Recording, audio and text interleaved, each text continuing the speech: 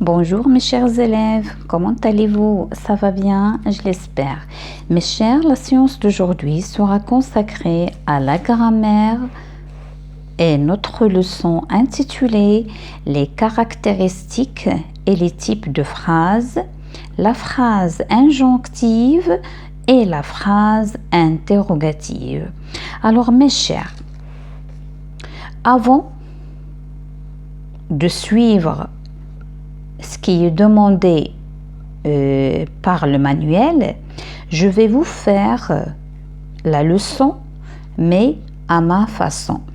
Et lorsque je vais vous donner des explications préalablement, après, je vais entamer ce qui est sur le manuel. Alors, on va commencer. Alors, tout d'abord, je vais vous expliquer la phrase interrogative. Alors, la phrase interrogative est un type, d'accord? On a déjà vu la séance précédente, la phrase déclarative, et on a parlé un petit peu sur la phrase exclamative. Maintenant, on va détailler, et comme je viens de le dire, on va détailler la phrase interrogative et la phrase injonctive. Donc, je vais commencer par la phrase interrogative. Voilà. Là, la phrase interrogative. C'est quoi la phrase interrogative? La phrase interrogative est une phrase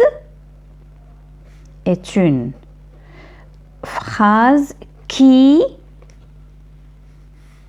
premièrement, on peut dire qu'elle pose une question. On peut dire aussi c'est une phrase qui interroge, parce que le verbe interroger est le synonyme de questionner. Donc on va dire question. Et bien sûr, c'est une phrase qui se termine ou bien se finit par un point d'interrogation. Donc la phrase interrogative se termine toujours par un point d'interrogation. Je passe à l'étape suivante. Pour poser cette question, pour interroger ou bien pour questionner, on utilise trois façons. 1, 2, 3. Alors ici, on a trois façons pour poser la question. Alors, et on va voir chaque façon. La première, elle s'appelle l'intonation.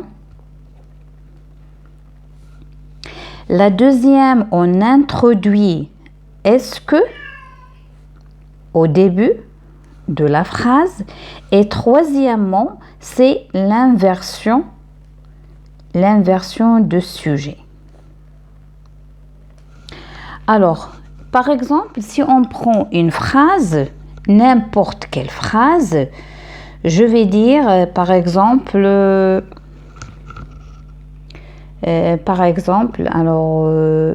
alors la phrase qu'on utilise le plus souvent, la maîtresse explique la leçon.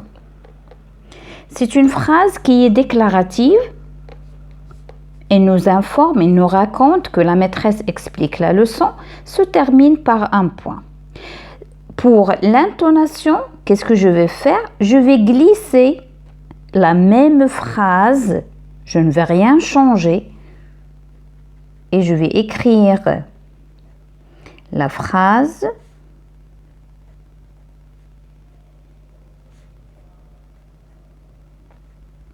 mais lorsque je vais la prononcer, je vais dire la maîtresse explique la leçon et à ce moment-là, il ne faut pas oublier le point d'interrogation. les mots, ils sont les mêmes, le même ordre, les mêmes mots. La deuxième façon, on introduit est-ce que. Est-ce que, et je vais écrire ma phrase. Est-ce que la maîtresse explique la leçon? Et bien sûr, point d'interrogation.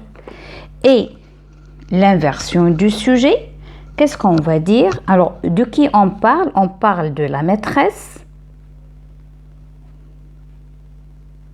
Le verbe, c'est explique. Et je vais m'arrêter là. Et je vais me demander, la maîtresse, par quel pronom personnel je peux la remplacer? Je peux la remplacer par elle, parce que c'est féminin. Mais, ici, regardez E de voyelle. À ce moment-là, je vais mettre un T entre des tirets, d'accord? Ou bien les traits d'union. Et je vais terminer ma question. La maîtresse explique-t-elle la leçon? Et bien sûr, sans oublier le point d'interrogation. Alors ici, les verbes du premier groupe qui ont besoin de ce T, surtout à la troisième personne du singulier. Mais à la troisième personne du pluriel, il y a déjà ENT, c'est la fin qui termine le verbe, donc on n'a pas besoin d'ajouter ce T. Les verbes du deuxième groupe aussi, ils se terminent toujours à la troisième personne du singulier avec T et même la troisième personne du pluriel avec T, donc on n'a pas besoin d'ajouter ce T. Ce T, on l'ajoute surtout pour les verbes du premier groupe, d'accord, à la troisième personne du singulier et aussi si on utilise le verbe aller, par exemple, à la troisième personne du singulier, ça on va le voir par la suite avec des exercices bien sûr, l'entraînement. Alors mes chers, on utilise l'intonation pour le langage familier. Donc l'intonation, on l'utilise pour le langage familier. On introduit est-ce que pour le langage courant. Et on utilise l'inversion de sujet pour le langage soutenu. Ça, c'est entre parenthèses. Ça, uniquement un plus ou bien un ajout pour le détail. Maintenant, je vais passer à la deuxième étape de la leçon, de la phrase interrogative. Alors, la phrase interrogative,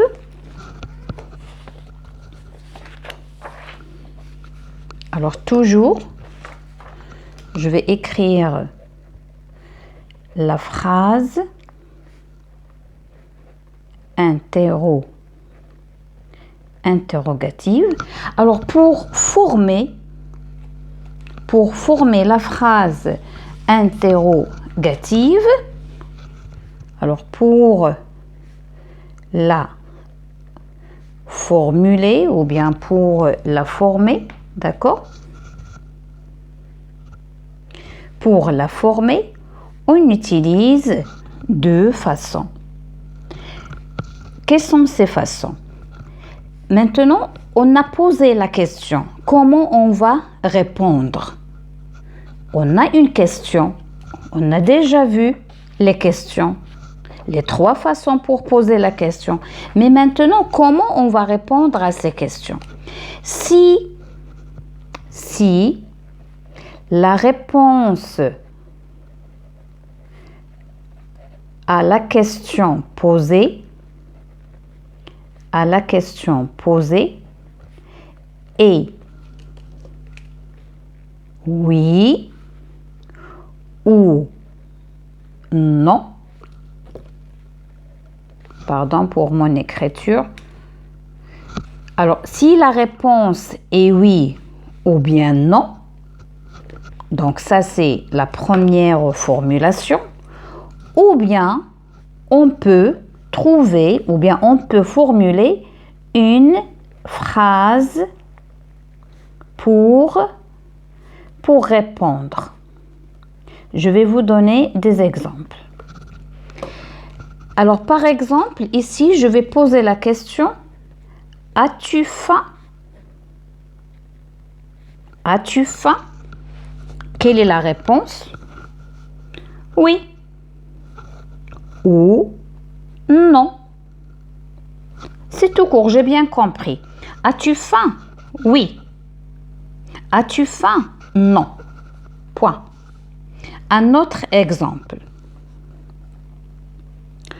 Peux-tu me prêter ton livre? Là aussi, c'est une question. Peux-tu me prêter ton livre? Alors, soit on va dire oui, soit on va dire non. Non. Alors, lorsque la réponse est oui ou bien non, à ce moment-là, on parle de l'interrogation totale. Donc là, on parle de l'interrogation totale. C'est bon? Maintenant, je passe à la deuxième catégorie. On va répondre par une phrase. Exemple de question. Veux-tu du café ou du thé? C'est une question. Alors, la réponse, comment il sera la réponse? Je veux du café. Je préfère du café. Je veux du thé. Je préfère du thé. Alors là, on a formulé une phrase pour répondre à cette question. Un autre exemple. Quand les prochaines vacances? C'est une question. Alors la réponse, elle sera les prochaines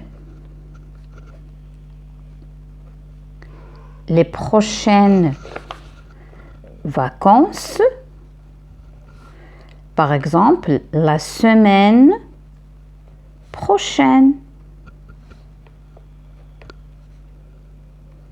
La semaine prochaine. Ou bien les prochaines vacances seront la semaine prochaine. Ou bien dans 2 jours, ou bien dans 1 mois, ou bien. Donc là, lorsque la réponse à la question posée dans la phrase interrogative est une phrase, là, on parle de l'interrogation partielle. Alors, pourquoi partielle? Parce qu'il y a une partie de la question qu'on a formulé la réponse. Avec quoi on a formulé la réponse? Une partie de la question sur laquelle on a formulé la réponse. C'est bon? Veux-tu du café ou bien du thé? Je veux, regardez, je veux du café. Donc ici, j'ai pris une partie de la question et j'ai répondu. Quand les vacances prochaines, d'accord? Alors, j'ai pris les prochaines vacances et l'été dans la question. Alors, c'est ça la différence entre l'interrogation totale et l'interrogation partielle. Alors maintenant, je vais passer à la troisième partie de cette leçon concernant la phrase interrogative. C'est que ici, regardez, on a ici quand. Ici, on a tout à l'heure est-ce que. Alors, on a, ou bien on utilise des mots interrogatifs. Ces mots interrogatifs, ils sont plusieurs. Donc, On peut utiliser qui lorsqu'il s'agit d'un sujet. Par exemple, qui frappe à la porte?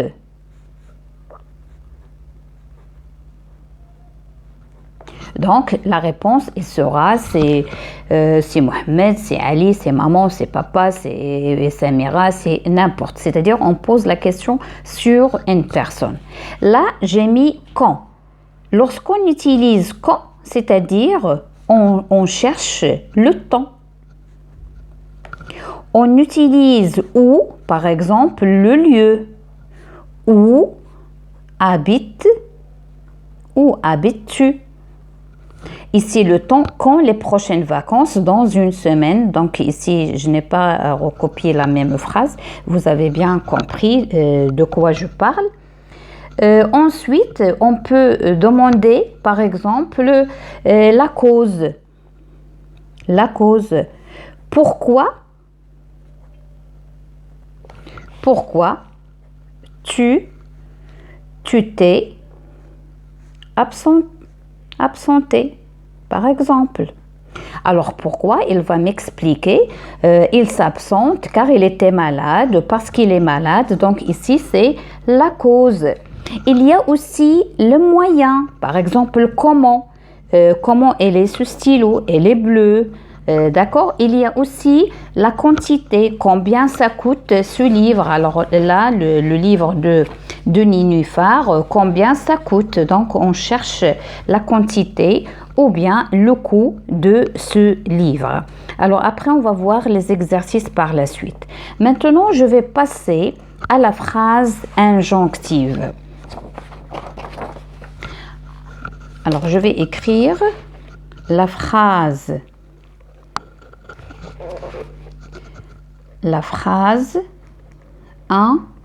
injonctive.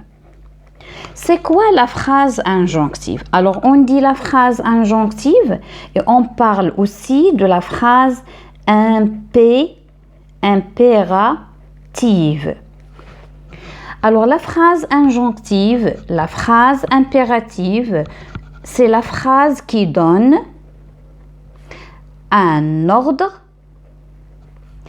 un conseil,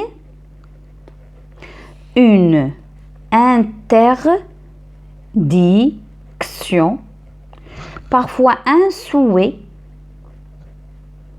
parfois une invitation. C'est bon? Pour terminer la phrase injonctive ou bien impérative, on peut mettre point ou le point d'exclamation. Maintenant, vous allez me dire, vous avez parlé de la phrase injonctive et vous avez dit aussi phrase impérative. Est-ce que c'est la même chose? Je vais vous dire, c'est la même chose dans un côté, mais c'est différent d'un autre côté. Ils ont le point commun, c'est-à-dire ils donnent un ordre, toutes les deux, un conseil, une interdiction, un souhait, invitation, et ils peuvent se terminer soit par point d'exclamation.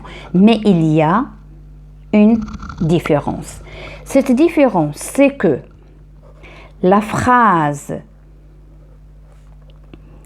impérative peut, je m'excuse pour mon écriture, la phrase impérative peut être, ou bien toujours, peut être toujours une phrase injonctive.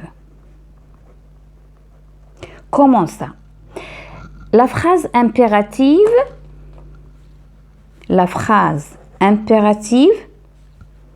commence toujours par un verbe à l'impératif. D'accord? La phrase impérative, toujours, il y a, ici, c'est masculin, un verbe à l'impératif. La phrase impérative, elle contient toujours un verbe à l'impératif et donne un ordre, un conseil, une interdiction. Mais le contraire n'est pas vrai. La phrase, je vais changer, la phrase injonctive ne peut pas être une phrase impérative. Vous allez me demander pourquoi. Alors ce pourquoi, je vais vous l'expliquer. C'est que dans la phrase injonctive, on peut utiliser plusieurs façons pour exprimer cette injonction. Premièrement, on peut utiliser un verbe à l'impératif. C'est comme la phrase impérative. Par exemple, je vais dire ne triche pas à l'examen, par exemple.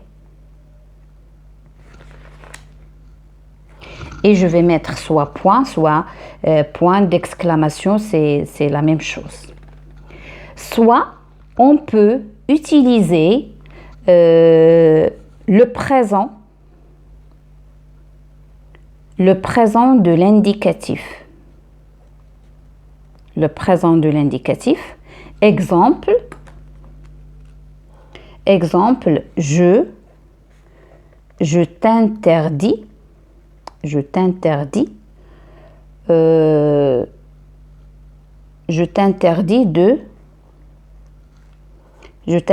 de tricher à l'examen.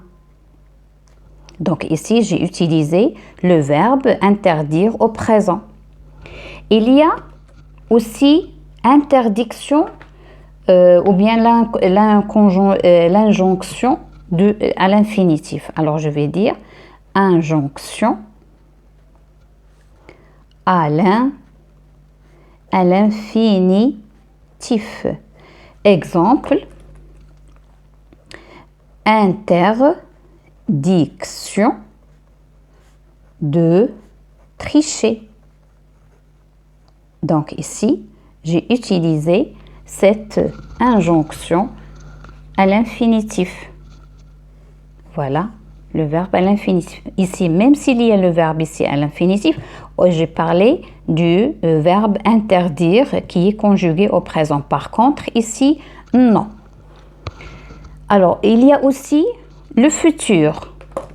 On peut utiliser même le futur de l'indicatif. Le futur de l'indicatif, je vais donner l'exemple. Tu ne tricheras pas aux examens.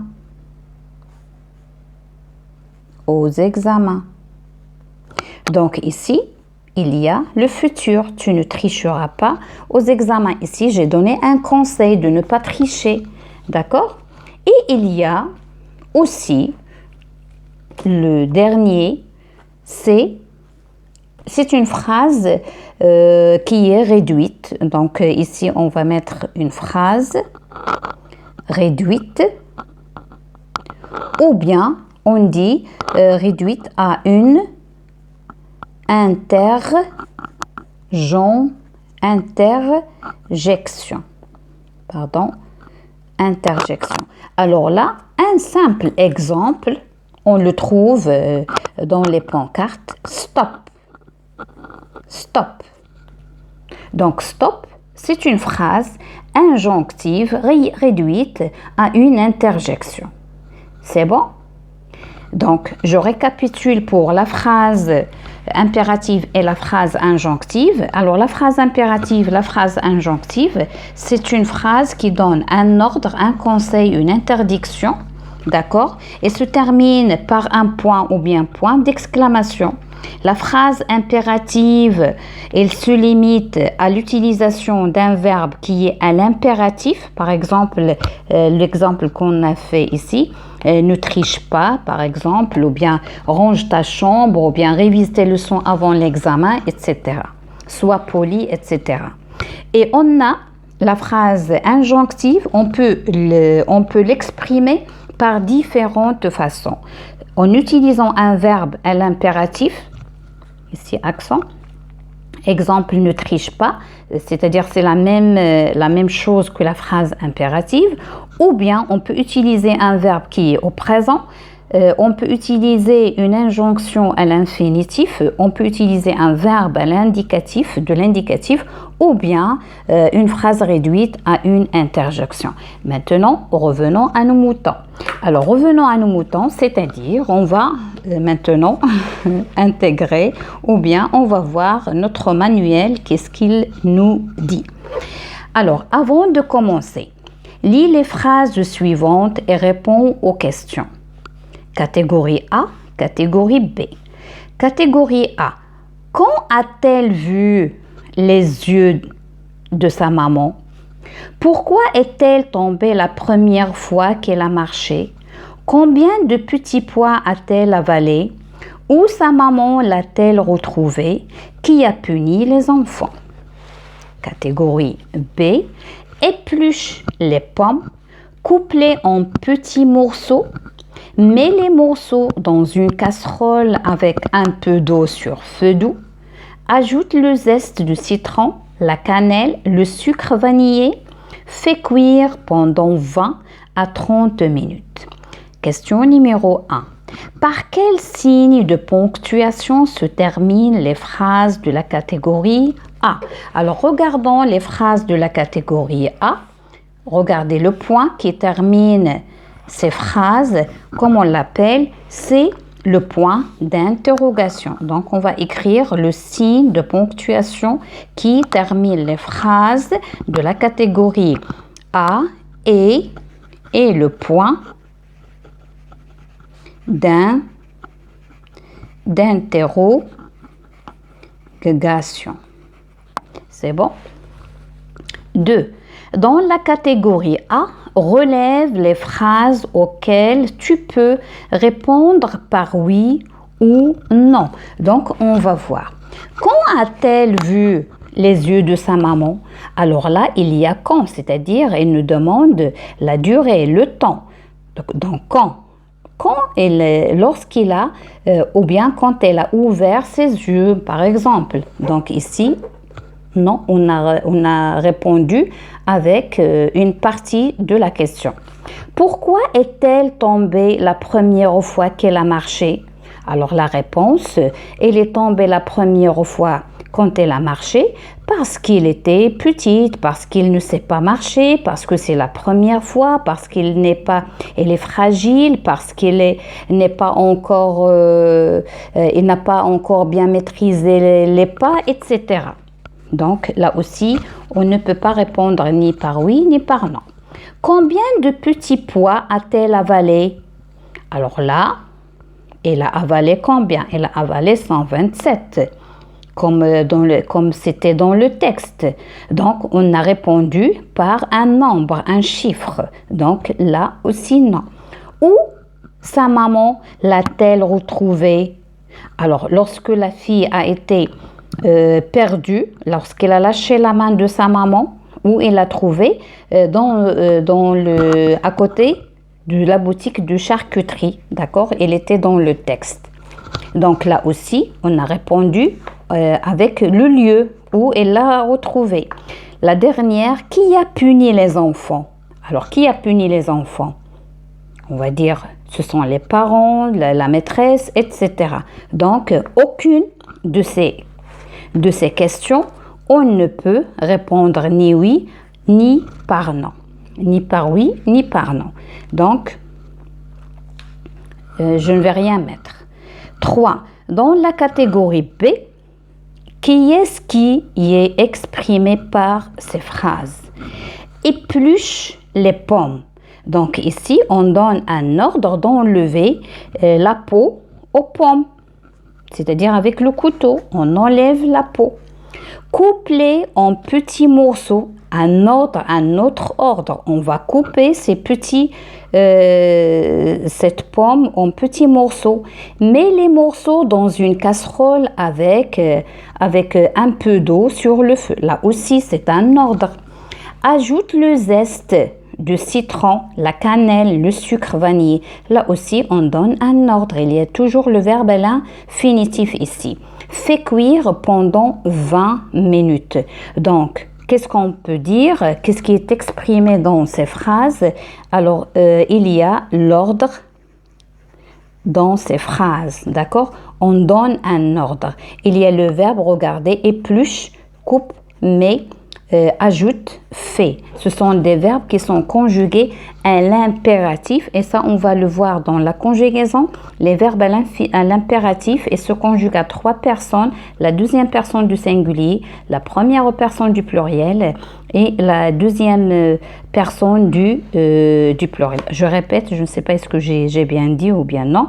Donc à la deuxième personne du singulier, la première personne du pluriel et la deuxième personne du pluriel. Alors, mes chers, là, il y a je retiens. Prenez votre temps de bien la lire. Moi, je vais passer directement à la rubrique « Je m'entraîne ». Relève les mots interrogatifs de la catégorie A, puis classe-les dans la colonne du tableau qui convient. Alors, on a un lieu, un moment, une cause, une manière, une personne, une mesure. Alors, je vais voir, ou bien on va voir ces questions. Alors, on a quand. Quand a-t-elle vu les yeux de sa maman? C'est-à-dire, on cherche le temps. Donc, ici, quand, je vais le mettre dans le temps ou bien le moment. Donc, ici, c'est quand. C'est le moment, on cherche le moment. Pourquoi a-t-elle tombé la première fois? Alors ici, on cherche la cause. Donc pourquoi? Parce qu'on dit, parce qu'il est encore fragile, parce qu'il est encore petite, parce qu'il ne sait pas encore marcher. Alors on cherche la cause, donc ici, c'est pourquoi. La question 3, combien de petits pois a-t-elle avalé? Alors, combien, c'est-à-dire on cherche la quantité. Et la quantité, ça veut dire une mesure. Donc, combien?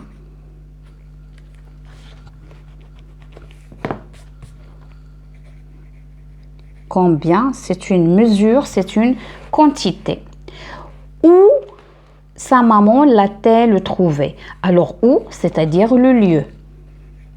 On cherche où as-tu trouvé ça, où habites-tu, où veux-tu passer tes vacances,